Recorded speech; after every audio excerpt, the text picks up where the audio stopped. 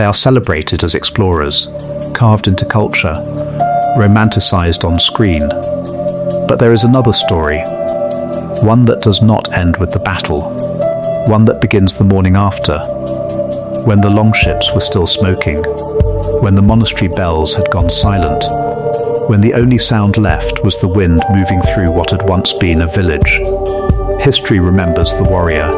It does not remember what the warrior left behind. Until now. For over 2 centuries, the Viking Age has been repackaged, rebranded, polished into something almost heroic. We speak of Norse mythology, of Odin and Valhalla, of courageous sea voyages and merchant routes stretching from Scandinavia to the Silk Road. And some of that is true.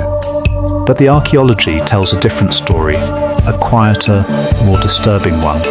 Because when the excavations began in the coastal towns of Ireland, in the river monasteries of northern France, and along the shattered villages of the English fenlands, what they found beneath the soil was not glory. It was evidence of systematic human terror, conducted with deliberate, almost calculated precision. The men who write history are often the men who survived it. What of those who did not? What of the communities that simply ceased to exist, not in battles, but in what came after? It is the year 844, the Seine River, France. A fleet of over 100 longships moves with the tide at dawn. The Frankish countryside has seen raids before, lightning strikes against monasteries, swift retreats to open water. But this year is different.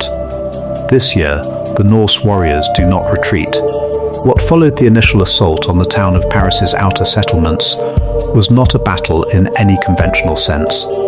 It was a harvest. Excavations conducted in the Le de France region in the mid-20th century uncovered mass burial sites containing the remains of dozens of individuals, men, women, and children, showing signs not of combat wounds, but of restraint injuries. Rope grooves worn into wrist bones, skeletal trauma consistent with prolonged kneeling. These were not soldiers, these were captives. The Frankish monk Hermantarius of Noirmoutier wrote in his chronicle with a grief that still resonates across 11 centuries. He described communities emptied, families dissolved, coastlines that had once been farmland becoming stretches of ash and silence. He did not use clinical language. He used the language of a man who had witnessed the unmaking of the world he knew. What the Norse raiders understood, perhaps better than any civilization of their era, was that the true yield of a raid was not gold. It was people. The slave trade that flowed from Viking campaigns was one of the most sophisticated and extensive in the medieval world. Dublin, founded in the 9th century, functioned as one of the largest slave markets in northern Europe. Archaeology beneath the modern streets of Dublin has revealed evidence of mass enclosures, of shackle fittings, of bone pathology consistent with malnutrition and heavy labor. These were not abstract statistics. Each set of bones was once a person with a name, a village, a life that ended somewhere on the Irish Sea. The legal and social frameworks of Norse society created space for these practices to exist without moral contradiction. Within Old Norse law, the concept of thrall, the lowest social class, the enslaved, was not considered aberrant. It was structural. The Rígstula, a poem from the poetic Edda itself, describes the origin of the thrall class as cosmologically ordained, woven into the very fabric of the universe. What this meant in practice was profoundly sinister. Women captured during raids could be legally absorbed into households as ambit, enslaved concubines, with no recourse, no legal personhood, no path to justice. Their children, in many cases, inherited their status. Several Icelandic sagas document these women almost as footnotes, their origins acknowledged, their suffering unremarked upon. Ibn Fadlan, the 10th century Arab diplomat, whose account of his travels among the Rus Vikings on the Volga remains one of the most extraordinary primary sources of the medieval world, described a scene with extraordinary candor. When a chieftain died, he wrote, it was not unusual for a slave girl to be selected to die alongside him. What he described was a ritual sacrifice, controlled, ceremonial, terrifyingly normalized. The girl, he noted, did not appear to resist. He attributed this to the culture surrounding her. Modern anthropologists attribute it to something closer to complete psychological collapse. She had, in every meaningful sense, ceased to believe that her life was her own. Archaeologists excavating burial mounds at Balaterre on the Isle of Man in 1946 discovered exactly this. Beneath a Viking warrior's burial lay the skeleton of a young woman, her skull fractured by a single blow from behind. No grave goods, no ceremony for her. She was an accessory to someone else's eternity. If you are finding this history important, the kind of history that does not appear in textbooks, consider subscribing and leaving a comment below. These stories survive only if people choose to hear them.